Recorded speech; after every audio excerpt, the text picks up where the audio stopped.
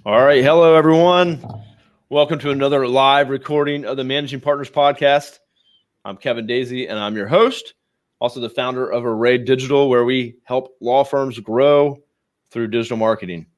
Today, I got a special guest from the Eastern Shore of Virginia. That's where I'm from. Not many people from there. But David Ginsberg, welcome to the show. Thanks, Kevin. Really appreciate you having me. Yeah, absolutely. So for everyone that's not familiar with the Eastern Shore of Virginia, it's a smaller area, kind of rural farmland kind of area, but also on the water, both sides, beautiful spot, an up and coming area, but just still don't meet many people from there, especially when I'm out and about or talking to people like David here that are running law firms and like that. So, and David, you are in the Fairfax, kind of Arlington, Virginia area, correct? I am now. I did grow up in the Eastern Shore, and I agree, Kevin, it is a beautiful place.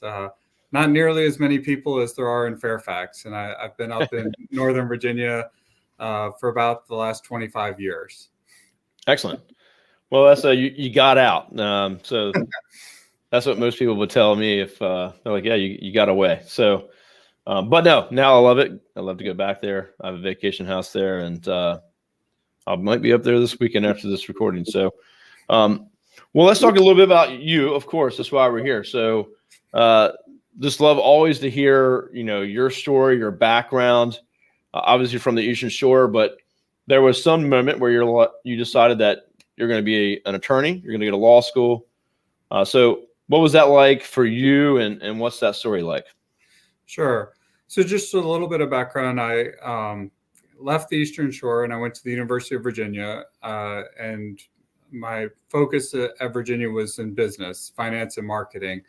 And so I have that background. And after being at Virginia, I went to law school at George Mason. And my first job out of law school was working for legal aid in Southern Virginia. So I've really bounced around the state of Virginia for a little while. But when, my practice now is family law. And so how did I get to there, from a business background and then law school at George Mason and then legal aid? And what I found in law school, one of the reasons I went to law school and then at legal aid was that I wanted to help people, and I wanted to help people through difficult times. And one of the things that I'm able to do in family law is to help somebody, deal with and address the most, what's usually one of the most difficult time periods in their life. And my goal is to help them from, a place where they're not very happy and hopefully put them on a path going forward. And so, taking that path, I enjoy finance and I enjoy that background. I'm able to use that knowledge in my cases, but then I'm able to help people and hopefully leave the legal process in a better place than where they started. Excellent. Love that. And I'm sure that business background helped you a lot when you were starting your own practice, which is, as we all know, it's not just practicing the law or being an attorney, but it's also running a business.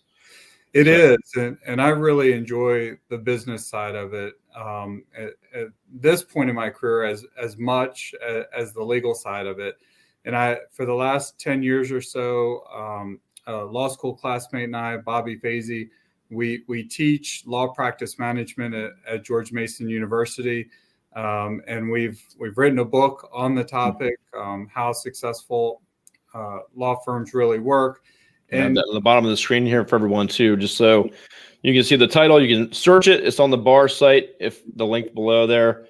But if you just Google it, you can find it pretty easily. So thanks, Kevin. Yeah. And just, having that business background and looking at a law firm as a business that provides legal services. I mean, we're a professional services business. And taking that perspective and looking at it and working on the business itself is something that I enjoy doing. Yeah, I think that's great. And I hear that term quite often with some of these, the more established, the more prominent firms, is practice management. And it's, they're just taking care of the client. That's the reason you do it, right? And that's why you're there. But if your business is not in order, you're not financially sound, you have a lot of turnover with employees and staff, then you're not able to really serve the customer, the client, and take care of their needs. That's right. Yeah. I mean, it all fits together. And certainly the ultimate goal is, providing the best possible legal service you can. But if you're distracted by, as you said, constant turnover or, struggling financially, just getting your expenses in order and everything else, it just takes away from your primary goal. And I know, a lot of lawyers went to law school and said, I never want to deal with numbers and budgets and things like that. But if you're running your business, I think it's critical that you look at that side of things and give that the appropriate attention. Yeah, 100%. I think if you're an attorney that started a firm and you don't want to deal with all that stuff, you might want to find some folks that can come on board to help you out. So, right. But you don't get a law school to run a business necessarily. So, and I think a lot of stories I've heard on here is that most didn't want to be a business owner. They didn't want to go on their own, and whatever in life changed that kind of put them in that situation. Now they find themselves running a firm. So I think it's interesting. I agree with you, Kevin. A lot of lawyers, end up running their own firm, and maybe they didn't see that coming. But I would also say, if you're working in a firm, a medium size or to a larger size firm, in some ways you have your own business within a business. You have to develop your own research, your own clients, your own referrals. Yep. You have to manage your team of paralegals, support staff, however you describe that. And so it may not be completely your business, but I think that the more successful lawyers would look at it that way as I've got to manage all aspects of this. I can't just ignore them or leave them. I do agree with you. If it's not your strength, finding somebody else to do some of these things, but you still have to make sure that it is being addressed and being coordinated. Well, sure. I mean, the buck stops with you, and you're the one ultimately that owns the business. So you can't rely on someone to do it all. But no, I totally agree with you. And if you're an attorney listening and you work at a firm and you're planning to just become partner and you want to stay at that firm, you got to bring in business, and you can just fly under the radar. And sometimes these bigger firms may provide you the business, and I think that's more dangerous than the other way around, because what if you decide to leave, or they go out of business, or they sell, and you get tossed to the street, and you've developed no brand for yourself and no presence, no referral sources? Then you're almost starting from square one, where you're used to probably making a good amount of money, and you've not worked to build your own network. That can be a dangerous place to be. Well, I think that's the key. What you just said is working to build your own network. And I would recommend that anybody listening be systematic about it. Not just hoping that a referral is going to fall into your lap, not just hoping that, work is going to come your way, whether you're in a firm or not, and developing a plan as to how you're going to get that business coming to you or to your team. Nope, 100%. I love that. And I spent most of my time going on my own, building a network, not necessarily systematically, but more of, I guess for me, it was more of, I had no choice, I guess. I moved from the Eastern Shore and over here and was like, I don't know anybody. And so I just had to go meet people. And I was trying to do marketing and websites, but I just got worked in with people, got part of networks, joined boards, helped out, did community stuff. And the work, came through that. And I was able to build a lot of relationships, and that still pays off today. Absolutely. And I think, just bringing it back to my practice a little bit from a family law perspective, like Kevin said, joining clubs, joining, community groups, organizations, all good ways to go, but to be a little bit more targeted in doing that. And, from a family law perspective, anybody might be going through a divorce, but if you're going through a divorce, who are the people you're most likely to talk to? A therapist, or the only lawyer that you know, or a financial advisor. And so as a family law attorney, developing, speaking to those organizations, or getting, partnerships with those people so that they're in a position to make a referral to you, when that person does reach out, I think is, it can make those efforts of yours more productive. 100%. And I've always called that like the power group. I used to be in a local like networking group, and they'd be like the CPA or the real estate agent and the mortgage broker.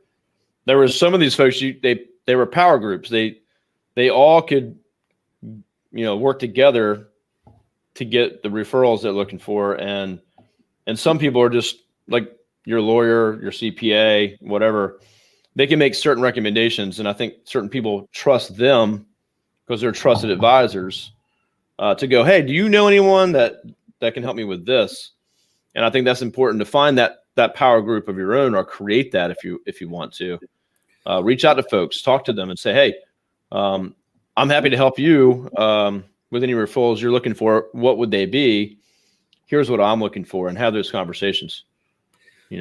Right, and it can be even more than that, in that, if you're on a committee together and you're each doing work, they can see that you're capable of doing things, and that they build trust in your ability to follow through on things. And, you don't want to just exchange business cards with somebody and say, please send me a referral.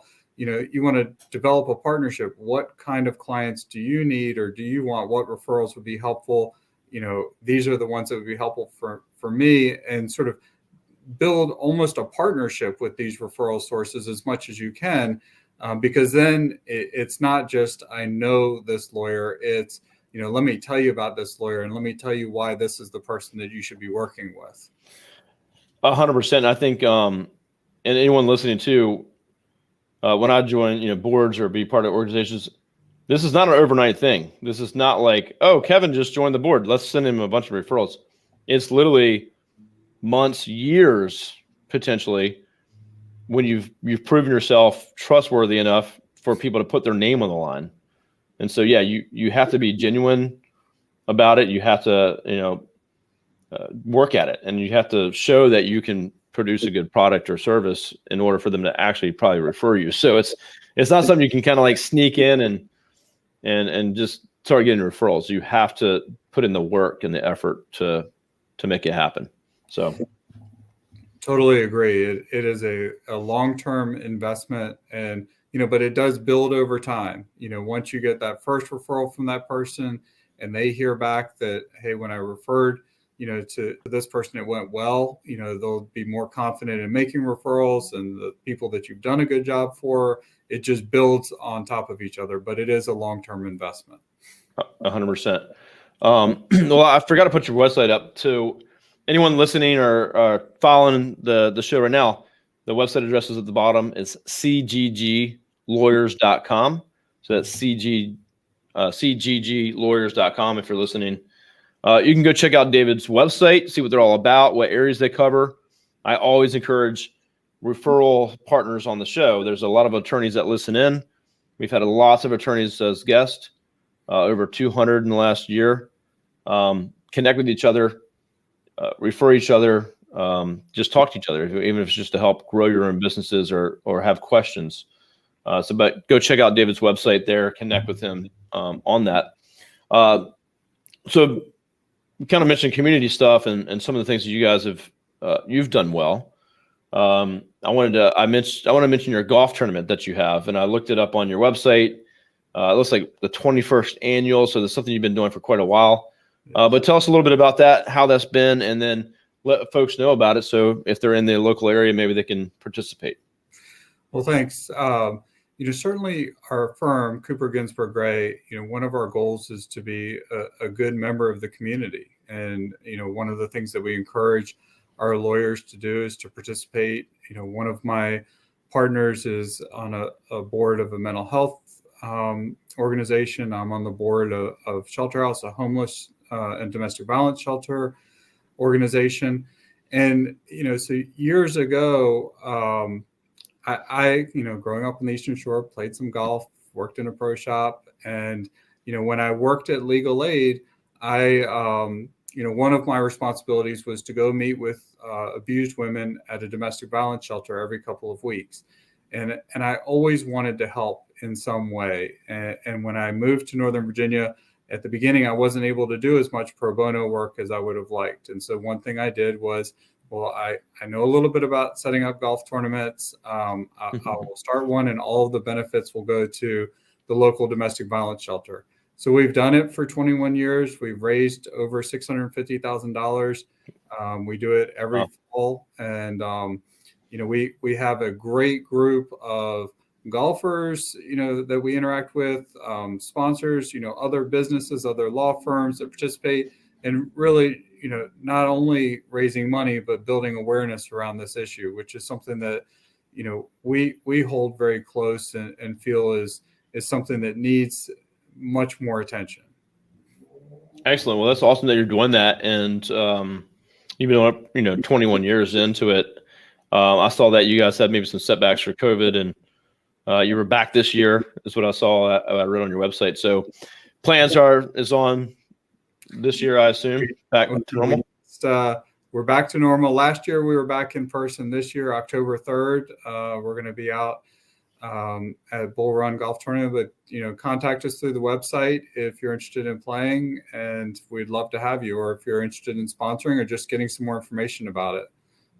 I also think it's a good tip to other firms out there on things they may be able to do like that, to give back, to do something for the community, but also create some awareness and build that network as well. So I think it's a great way to kind of kill a few birds with one stone. So thank you for bringing that up. And one other thing that our firm has started doing the last couple, we've always, the last quarter of the year would send thank you notes and a referral gift to everybody who sent us a case over the years, and always handwritten notes to all of them, despite the hand cramps. But in recent years, what we've done, especially after COVID, is partnering with local businesses, independent mom and pop shops that have been struggling a little bit, and sending gifts from them to our referral sources, and again, trying to be good community members, and it really have gotten a lot of positive feedback about that. That's excellent. That's a great idea, especially with the pandemic and things like that. Local businesses, but versus just going online and sending a quick gift from a big conglomerate that can just ship it out fast and cheap, maybe. But kind of going the extra mile to make sure you send something local. That's awesome. Thank you. Again, just check out the website. It's the bottom of the screen, cgglawyers.com. The golf tournament's off there. You can learn more about that there too. So David, so you're big on referrals, which is great. Huge part of our business, big part of my business since I started. What are some of the goals that you guys have there for growth, or for anything coming up in the next couple of years? What's on the radar for the next year or two? I mean, on the radar for us, we do, growing is one of our goals. Adding an attorney or two each year for the next few years is part of our goal. Certainly to do that, adding cases as we go, and we are, full service family law firm. But at the same time, we want to make sure that those are the cases that we want, and the types of cases that we want to work on.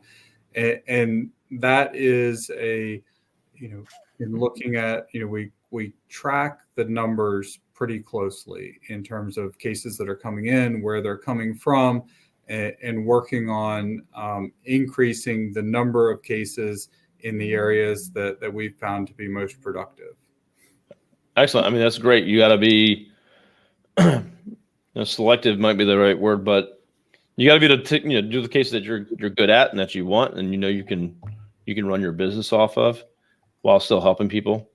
And I think, 2 attorneys a year, that's pretty good growth right there. So I'm sure you're going to be just fine accomplishing that.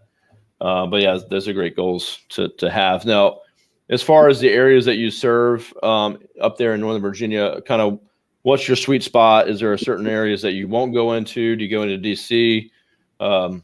What's that look like? We stay with Northern Virginia. I mean, we primarily Fairfax, Arlington, Loudoun, Prince William, Alexandria, the core, groups, jurisdictions around us. We have some lawyers that are licensed in DC and Maryland, but Okay. Rather than take those cases, we work with other firms and send, we refer to them and they refer to us when things come across the river into Virginia. So for us, it is focusing on the core, back to, we have set up, what we view as our ideal client. And our ideal client, part of that is in Northern Virginia. And as you get further out of Virginia, just between the travel costs and the other, not knowing the judges as well, the clients are better served by having a local attorney. So we'll look to refer out. That's excellent. So it sounds like you have almost like an avatar, like a client profile of what you're looking for. We do. I mean, and it's a little bit different we have a firm-wide one, but then within the firm, different personalities, different styles of the attorneys, one attorney may prefer to work on custody cases. One attorney may prefer to work on cases that are finance heavy. And so, there is some flexibility, but across the board, there is a general, look, these are the ideal clients that we would like to be, these are the people that we would like our referral sources to be sending to us. That's excellent. I think that's super smart. And I think a lot of firms don't have that in place. They don't really have they haven't nailed down like really what their ideal client. And ideal is the key word.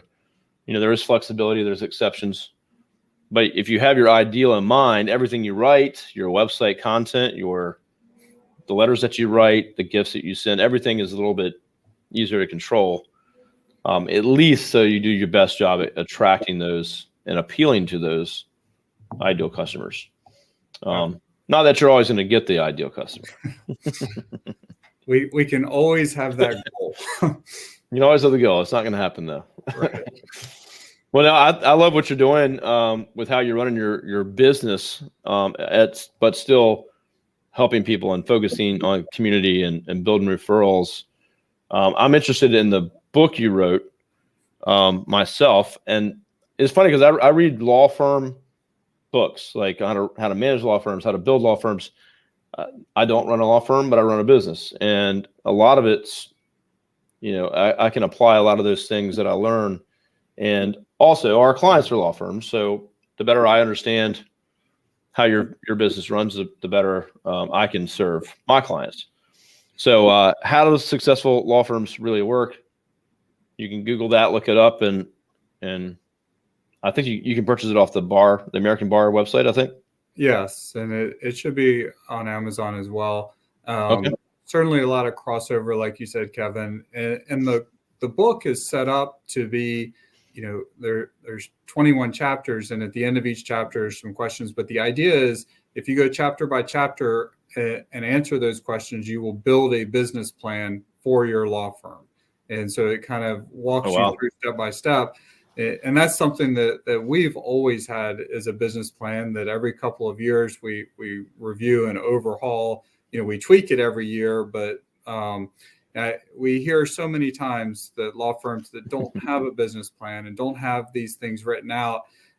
And certainly Bobby and I feel strongly it's critical to having an efficient and productive firm. And so the book will take you step by step through that. Excellent. Well, we should have started with that episode with that. But hey, we will definitely add this to our newsletter and share it out with everyone that's tuned in. Or if you're not part of our newsletter, you can go sign up for it.